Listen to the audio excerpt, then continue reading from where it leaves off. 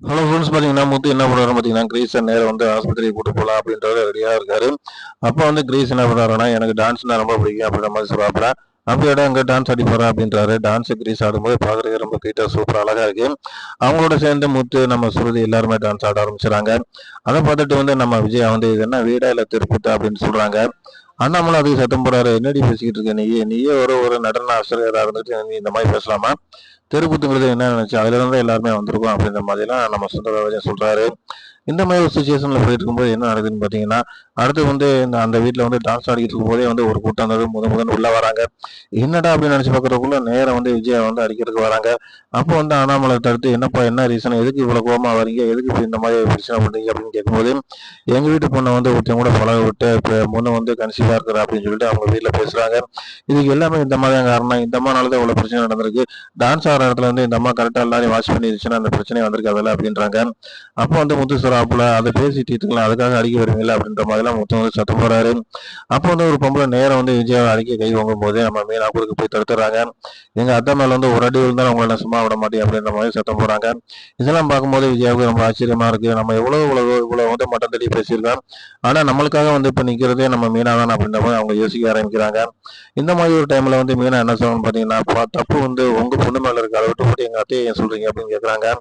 அவங்க இல்லம்மா அப்படி இல்லை, இவங்க வந்து ஓரளவுக்கு கரெக்டா இருந்திருந்தாங்கன்னா சரியா இருந்திருக்கும்ல, சின்னஞ்சிறுசுக்கு வந்து சேர விடாம இவங்க தானே பார்த்துருக்கணும் அப்படின்ற மாதிரி சொல்லும்போது, அப்போ முத்து சுறாப்புல உண்மைதாங்க, நடந்த தப்புக்கு வந்து நானும் எனக்கு வருத்தம் தான். எங்க வீட்டுல இந்த மாதிரி ஒரு பிரச்சனை ஏற்பட்டுச்சுன்னா எங்களுக்கு இது தர்ம சங்கடத்தையும் கோபத்தையும் ஏற்படுத்துறது உண்மைதான். ஆனா இங்க வந்து சத்தம் போட்டு கலாட்டம் பண்றதுல ஒரு பிரச்சனை போறதுல மாப்பிள்ளை வீட்டுல போய் நீங்க நேரடியா பேசிருக்க வேண்டியதானே அப்படின்னு சொல்லி முத்து கேட்கிறாப்புல. அதுக்கு அவங்க சொன்னாங்க, நாங்க போய் பேசணும், ஆனா அவன் என்னட்டான்னு பாத்தீங்கன்னா, அதெல்லாம் வந்து பொண்ணை கட்ட மாட்டான், அவங்க வேலை முடிச்சா பார்த்துட்டு போவாங்க அப்படின்னு சொல்லி எங்களை அனுப்பிச்சு விட்டேன். அப்படிங்கும்போது அப்போ அண்ணாமலை என்ன சொல்றாருன்னா, ஸ்டேஷன்ல போய் ஒரு கம்ப்ளைண்ட் கொடுக்க வேண்டியதானாங்க அப்படிங்கும்போது, ஸ்டேஷனுக்கு போற ஒரு விஷயம் கிடையாதுங்க, ஆனா இந்த விஷயம் வந்து ஊர் புறம் தெரிஞ்சுன்னா எங்க பொண்ணுக்கு தானே அசிங்க அப்படின்ற மாதிரி பேசி வராங்க.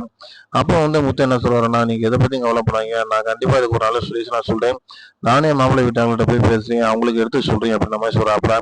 முத்து பேசுனதுக்கு முன்னாடி தான் இந்த பிரச்சனை ஓரளவுக்கு சால்வ் ஆகுது. வந்தவங்க வந்து உனக்காக நான் பார்க்குறேன் தம்பி, கண்டிப்பா இந்த பிரச்சனையை வந்து நீங்க நல்லபடியா முடிச்சு கொடுப்பீங்க நாங்க நம்புறோம் அப்படின்னு சொல்லிட்டு அவங்க கிளம்பி போயிடறாங்க.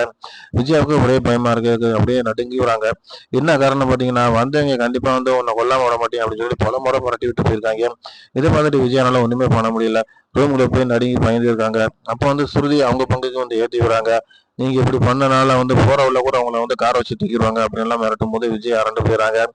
அப்போ வந்து என்ன பண்றாப்புல முத்து, இந்த பிரச்சனை நான் வந்து சரி பண்றேன் அப்படிங்கும்போது அப்பயும் விஜயா வந்து வேணாம் வேணாம், நீ பிரச்சனையை வந்து சரி பண்ணி சொல்லி பெருசாக்கி விட்டுருவோம், மனோஜ் நீ பாரு அப்படின்றாங்க. மனோஜ் நான் ஒரு நல்ல ராயலார பாக்குறேன் அப்படின்னு சொல்லி சொல்லும்போது, நீ வந்து லாயர் எல்லாம் பார்த்தனா கண்டிப்பா இந்த பிரச்சனை வந்து இன்னும் அதிகமாகும், பேசாம வர அப்படின்னு சொல்லிட்டு அண்ணாமலை சத்தம் போறாரு. முத்து நீயே அந்த பிரச்சனையை முடிச்சு விடா, உனக்கான அதை பத்தி நல்லா எல்லா வரமும் தெரியும் அப்படின்னு சொல்லும்போது, முத்து அதை பத்தி ஒன்றும் பிரச்சனை இல்லாமா, பிரச்சனை இல்லப்பா, அம்மா வந்து என்னை வந்து எப்பயும் எது வந்தா நம்ம செஞ்சாலும் அவங்களுக்கு தப்பாதையும் தெரியும், ஆனா அவங்களுக்கு ஏதாச்சும் ஒண்ணுன்னா என்னால தாங்கிக்க முடியாது அப்படின்னு சொல்லும்போது, அப்பா வந்து விஜயா வந்து உணர்றாங்க. முத்து சொல்ற விஷயம் உண்மைதான், முத்து கண்டிப்பா நம்மளுக்கு இந்த பிரச்சனையை முடிச்சு கொடுப்போம் அப்படின்னு நினைச்சிட்டு அவங்க என்ன சொல்றாங்கன்னா, சரி நீயே கூட அந்த பிரச்சனையை முடிச்சு கொடு அப்படின்ற மாதிரி சொல்றாங்க. இந்த மாதிரி ஒரு சுச்சுவேஷன் ஓடி இருக்கும்போது நம்ம மனோஜ் என்ன சொல்றாருன்னு பாத்தீங்கன்னா, ஒரு ரவுடிக்கு ஒரு ரவுடி தான் செட் ஆகும் அப்படின்னு சொல்லும்போது மீனா சத்தம் போறாங்க, அவர் ஒன்றும் ரவுடி கிடையாதுங்க அப்படின்ற மாதிரி சொல்றாங்க. அப்புறம் என்ன, நான் வந்து சைலண்டான பார்ட்டி, நான் வந்து வன்முறையில இறங்க மாட்டேன், ஆனா அவன் அப்படி கிடையாது அப்படின்னு சொல்லும்போது, நீங்க இறங்க மாட்டீங்கன்றக்காண்டி நாங்க என்னங்க பண்ண முடியும், ஒரு வன்முறையால வந்து தீர்க்கணும்னு நாங்க சொல்ல வரல, ஆனா வந்து எவ்வளவு ஸ்பீடா எவ்வளவு வந்து சௌகரியமா செய்யணுமோ அதைத்தான் நாங்க பத்தி பேசுறோம் அப்படின்ற மாதிரி மீனா சொல்றாங்க.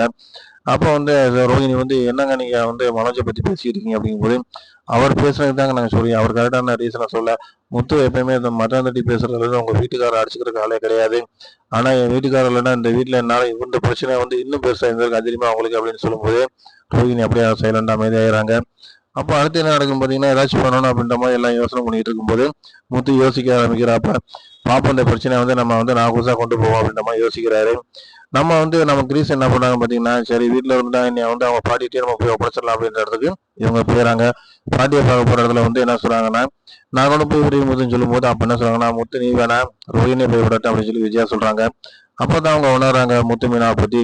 ஆனா இது வந்து கண்டினியூவா நடக்குமா அப்படிங்கிறத சொல்ல முடியாது. ஏன்னு கேட்டீங்கன்னா, வேதாளம் முருங்கை மரத்துல ஏறுற மாதிரி எந்த நேரம் எப்படி வேணாலும் அவங்க மாறுவாங்க. அவங்கள பொறுத்த வரைக்கும் படம் தான் ரொம்ப முக்கியம்.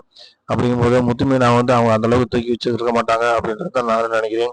ஃப்ரெண்ட்ஸ், உங்க கருத்துல நீங்க கமெண்ட்ல பண்ணுங்க, லைக் பண்ணுங்க, ஷேர் பண்ணுங்க, சப்ஸ்கிரைப் பண்ணுங்க.